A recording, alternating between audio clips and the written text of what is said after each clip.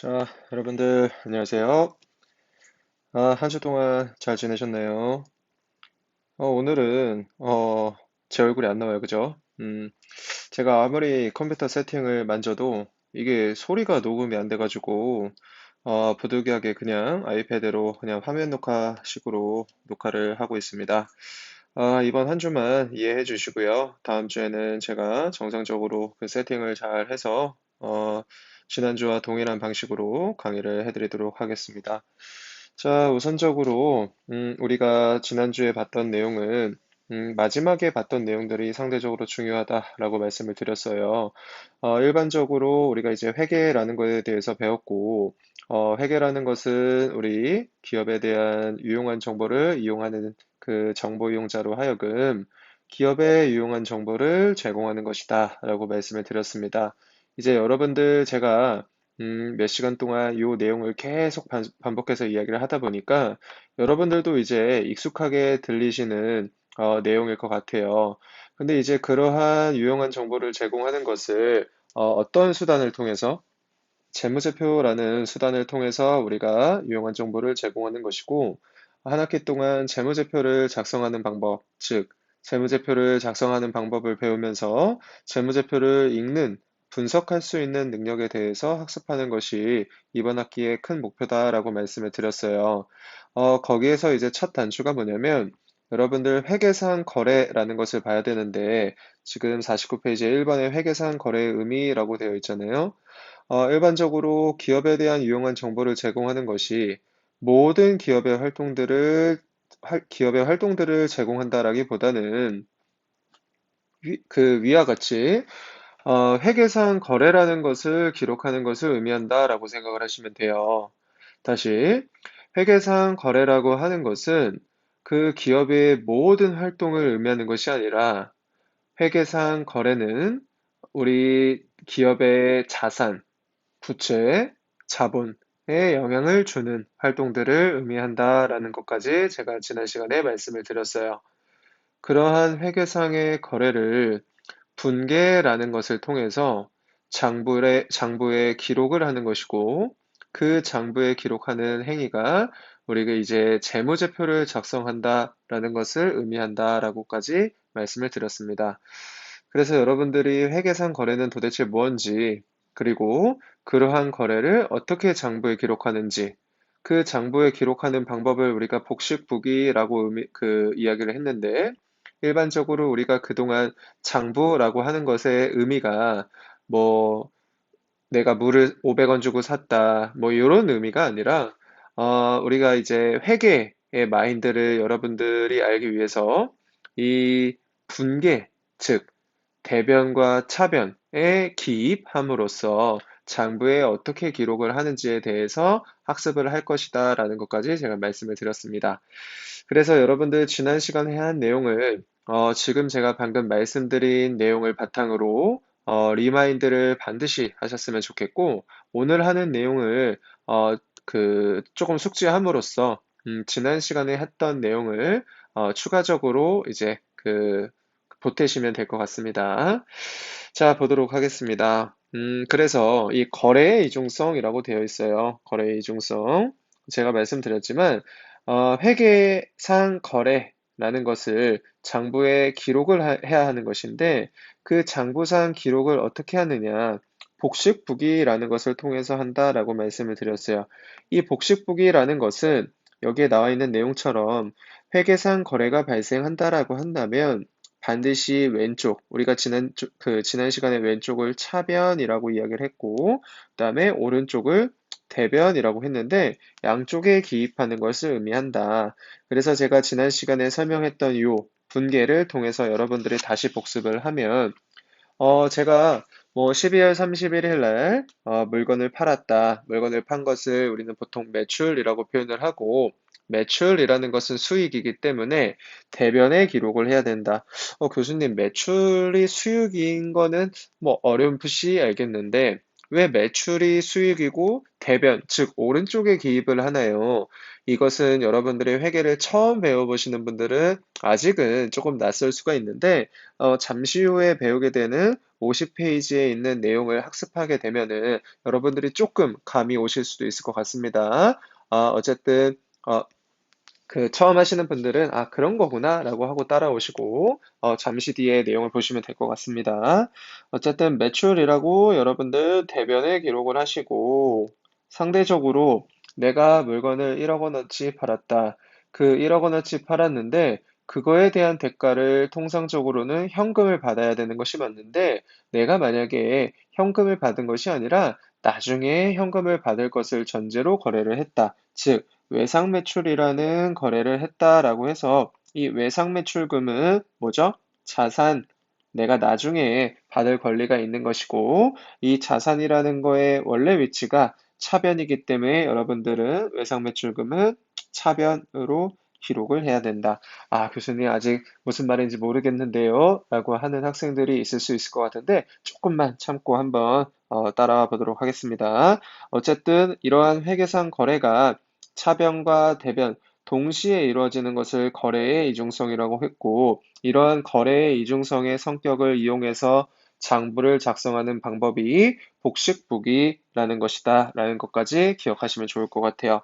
자, 50페이지로 넘어오셔가지고 대차 평균의 원리라는 것은 이 회계라는 학문이 이제 학문이 될 수 있었던 이유는 여러분들 어때요? 이 내용 자체가 어렵고 아무 쓸모가 없으면 이게 학문으로서 의미가 없는데 이 처음에 학습하시는 분들은 당연히 뭐 이 거래의 이중성이라든지 복식북이라든지 왜 이렇게 기록을 해야 되지? 라는 그 의문이 들 수도 있는데 이러한 약속을 우리가 학습함으로써 장부를 기록을 했더니 굉장히 유용하고 굉장히 빠르고 편리하다라는 거야. 그 이유가 이 대차평균의 원리라는 것은 우리가 회계상 모든 거래, 즉 1월 1일부터 12월 31일 과세기간, 한 과세기간에 모든 회계상의 회계상의 거래를 장부로 기록, 즉 이거를 이제 장부에 기록한다. 뭐 보통 기장이라고 표현을 하는데 장부에 기록했다라는 통해서 장부를 완성했다. 이 완성된 장부가 뭐 회계상의 원리, 즉 거래의 이중성, 복식부기에 의해서 만들어 놓은 요 장부를 이용하기 편리하다라는 것이다라는 거야. 어떠한 특성 때문에? 이 대차평균의 원리라는 특성 때문에 그런 거야. 만약에 여러분들 1월 1일부터 12월 31일까지 만 개의 회계 거래가 있었다라는 거야. 여러분들이 당연히 저는 이제 뭐 회계 전문가로서 이 만 개의 회계상 거래를 완벽하게 분기하고 완벽하게 장부를 기록했다. 라고 하더라도 사람인지라 반드시 실수를 할 수 있게끔 되어 있다라는 거야. 근데 그 실수를 어떻게 바로 알 수가 있어요? 일단 1차적으로 검증이 가능한데, 아까 얘기했던 왼쪽이 차변이고 오른쪽이 대변이라고 했는데, 왼쪽의 모든 거래, 그다음에 오른쪽의 모든 거래, 즉 차변의 모든 합과 대변의 모든 합을 더했을 때 만약에 일치하지 않으면 그 장부는 잘못된 장부다. 그래서 거기서 바로 1차적인 검증 역할을 할 수 있다라는 거야. 즉, 복식부기 원리에서 작성된 그 장부는 대차가 즉 대변, 우측과 차변, 좌측의 합이 일치한다라는 것까지 여러분들은 알고 계셔야 된다라는 거야. 무슨 말인지 아시겠죠? 그래서 요 내용은 한번 읽어보시면 될 것 같고 방금 했던 내용을 여러분들이 숙지하시면 될 것 같습니다. 그 다음에 이제 여러분들 뭐 대변이라든지 차변이라든지 요 개념이 조금 생소하셨던 분들은 지금 요 거래 8요소라는 내용을 통해서 여러분들이 숙지를 하셔야 되는데 제가 아까 잠깐 어떤 말씀을 드렸냐면 외상매출금이라는 건 자산이고요. 자산의 원래 위치는 차변이에요. 라고 제가 잠깐 언급을 했던 부분이 있어요. 무슨 말이냐? 자, 여러분들 재무상태표라는 것은 자산, 부채, 자본을 나타내는 표고 이러한 자산, 부채, 자본이 나타나 있는 이 방금 그린 표를 우리는 T 계정이라고 표현을 한다라고 말씀을 드렸었어요. 즉, 여기에서 자산은 왼쪽에 위치를 하고 있죠.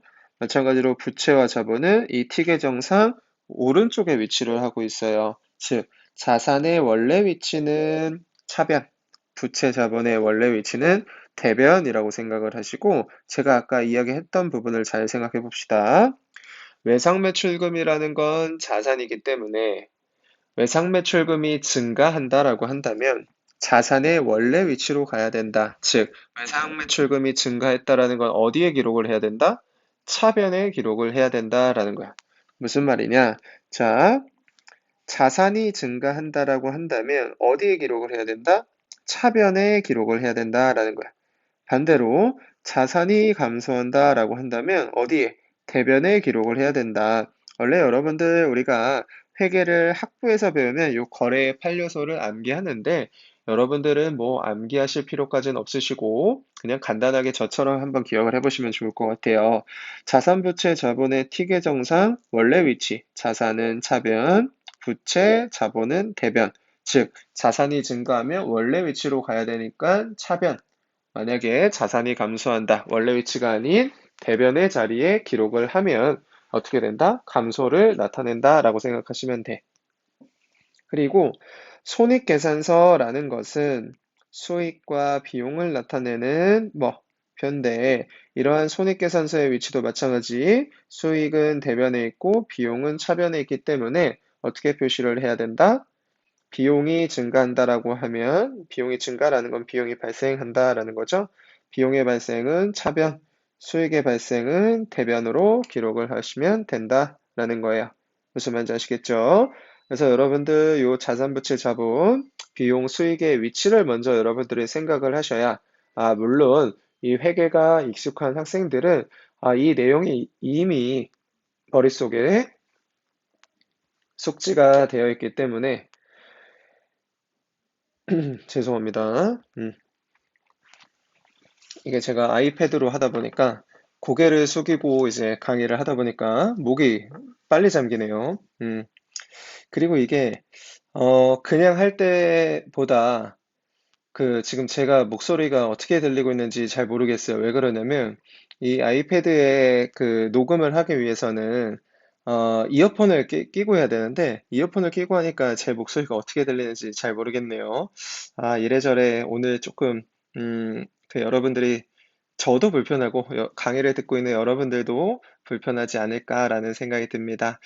어쨌든 여러분들 제가 잠깐 목이 메어서 설명을 못 드렸던 부분은 뭐냐면 처음 하시는 분들은 내가 만약에 이 내용을 잘 모르겠고 앞으로 학습을 해야 되는 게 이게 가장 기본이 되는 부분이기 때문에 혹시 잘 모르겠다라고 하시는 분들은 지금 여기서 설명드린 요거 있죠. 자산부채 자본, 비용 수익, 위치 정도는 기억을 꼭 해주셨으면 좋겠어요. 무슨 말인지 아시겠죠?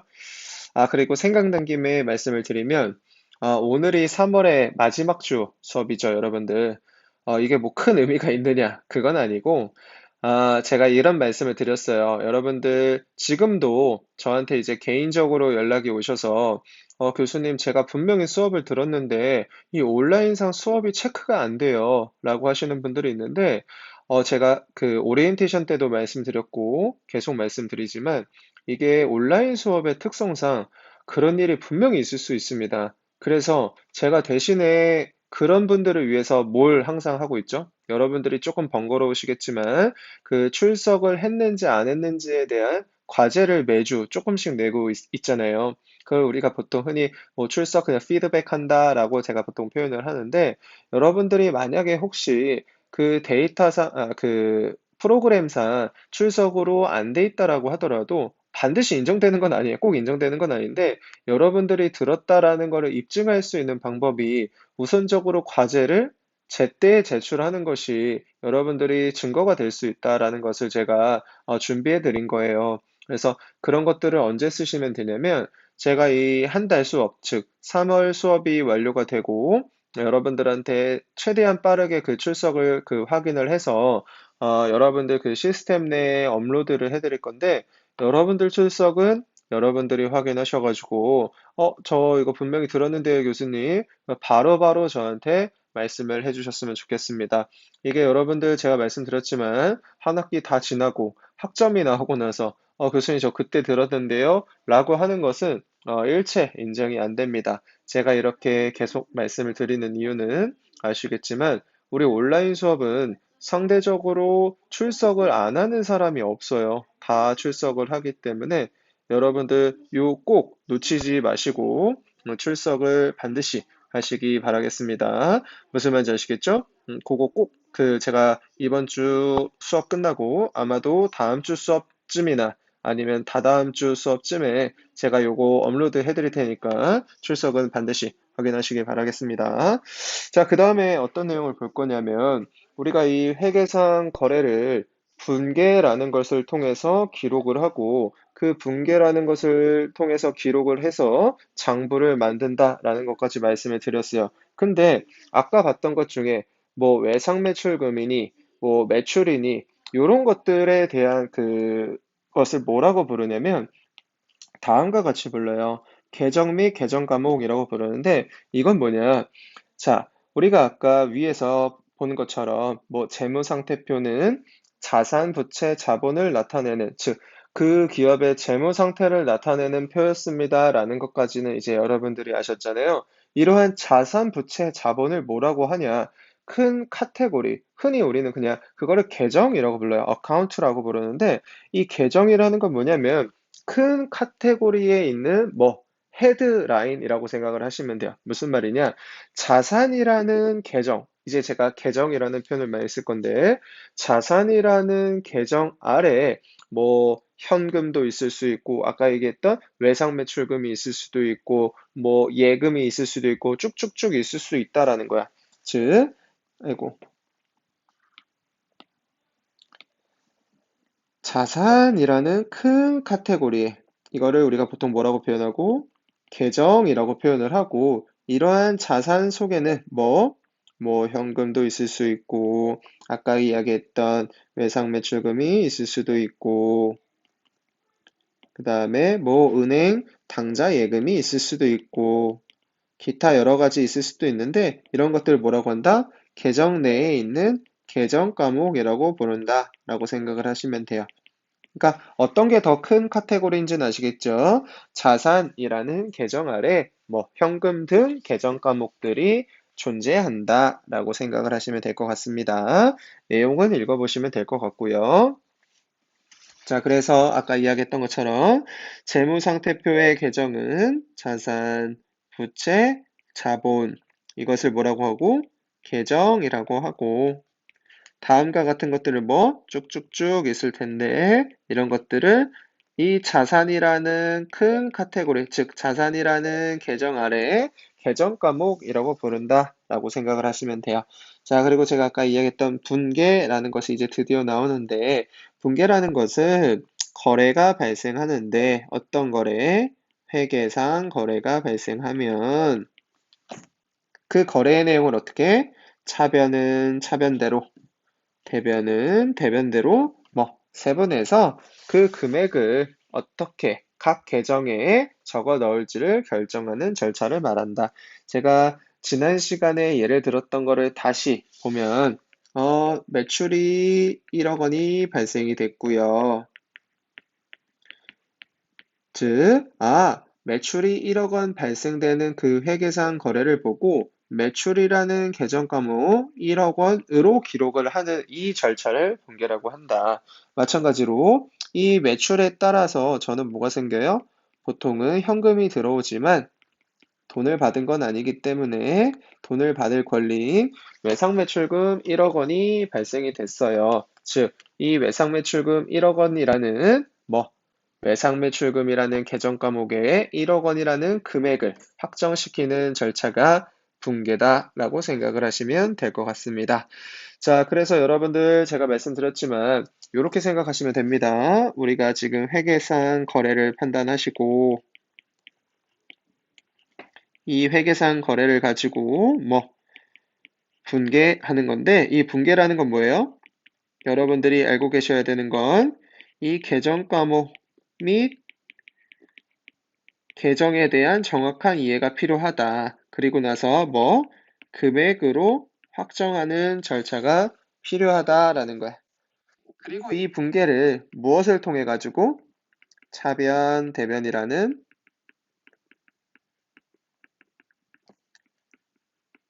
거래의 이중성에 따라서 장부를 기록을 하는데 이 장부는 어떤 복식, 부기를 통해서 만들어진 장부를 의미한다. 여러분들 잘 보세요. 지금 요 회계상 거래를 분계를 통해 가지고 장부를 기록하는데 요 일련의 절차를 뭐라고 한다? 전기라고 하는 거야. 이 전기라는 것은 장부에 기록한다라는 것을 의미하는 겁니다. 자, 다시 여기 보시면은 우리가 아까 이 분계라는 것을 했고요. 이 분계라는 것을 어디다가 그 기록 내용을 관련 계정에 옮겨 적어야 한다라고 되어 있는데 이것을 전기라고 합니다. 교수님, 이건 도대체 무슨 말입니까? 아까 제가 잠깐 이런 뉘앙스로 말씀을 드렸어요. 1월 1일부터 12월 31일까지 회사의 수많은 거래를 분개를 하고 차변, 대변 나눠서 장부에 기록을 하는데 수많은 분개를 여러분들이 한눈에 볼 수 있게끔 만드는 것이 관건이다. 한눈에 볼 수 있게끔 만든다는 것은 무슨 말이냐면 수많은 거래를 현금이라는 계정 과목은 현금대로, 외상매출금이라는 계정 과목은 외상매출금대로 그렇게 묶어주는 그 절차가 필요한데 그 절차가 요 전기라고 생각을 하시면 될 것 같습니다. 자, 넘어가셔가지고 교수님 도대체 무슨 말인지 모르겠는데요 라고 하시는 분들을 위해서 52페이지에 내용이 나와 있는데 전기까지의 과정을 한번 쭉 보도록 할게요. 우선은 아까 제가 이야기했던 것처럼 회계상 거래를 인식하는 건데 8월 5일 날 기업은 100만 원의 토지를 현금으로 구입하였다라고 돼 있어요. 자, 그럼 여러분들 나는 토지를 구입했다. 얼마? 100만 원만큼. 토지는 자산이라는 계정에 토지라는 계정 과목이고요. 차변에 토지 100만 원 이런 식으로 기록을 해주시면 됩니다. 그죠? 근데 이 토지 100만 원을 구입하면서 어떻게 현금으로 구입했다라고 했으니까 내 현금이 100만 원이 나가는 거예요. 이거를 우리가 차변, 대변으로 분개한다라는 표현을 쓴 거고 이렇게 분개된 회계상 거래를 어떻게 한다? 전기라는 거는 각각의 계정별로 우리가 나누는 건데 아까 우리가 썼던 거는 토지라는 계정 과목, 현금이라는 계정 과목인데 요 차변 토지 100만 원을 어떻게? 토지라는 계정 과목에 기록을 하고 이 현금 100만 원을 어떻게? 현금 계정 과목 100만 원으로 기록을 한다. 여러분들 여기서 주의하실 거는 내가 아까 분개할 때 차변의 토지 100만 원 이렇게 기록이 돼 있잖아요. 마찬가지로 이 전기를 하는 과정에서 토지라는 T 계정에서도 똑같이 차변으로 움직여야 되고 현금이라는 T 계정에서도 똑같이 대변으로 움직여야 된다. 그것이 여러분들이 전기라는 절차를 하는 거고 이렇게 완성된 것이 장부다라고 생각을 하시면 돼요. 어때요, 여러분들? 최대한 이 회계의 기초에 대해서 설명을 조금 드렸는데 그래도 어려우실 수도 있어요. 왜냐면은 처음 배우셨기 때문에 어려울 수도 있고 그리고 이 재무제표를 분석함에 있어서 가장 기본이 되는 건 분계라고 했는데 여러분들 희한하게 있잖아요. 만약에 처음 배워보시는 분들은 이게 진짜 도저히 무슨 말인지 모를 수도 있어요. 근데 희한하게 가면 갈수록 아, 저렇게 하는구나 라는 것을 점차 깨달으시면 되는데 제가 이렇게 힘을 줘서 미리 설명을 드린 이유는 제가 이렇게 그 회계를 처음 배우는 여러분들한테 요 회계학 연구 수업을 하다 보면 이 분계를 어려워하는 학생들이 많더라고요. 그래서 이 도대체 분계라는 건 뭐냐? 회계상 거래라는 건 뭐냐? 라는 것을 제가 이번 시간에 조금 힘을 줘서 설명을 드렸습니다. 여러분들 그 뒤에는 연습 문제라고 되어 있는데 풀어보셔도 좋고, 안 풀어보셔도 좋습니다. 잠깐 쉬었다가 계속 해보도록 하겠습니다.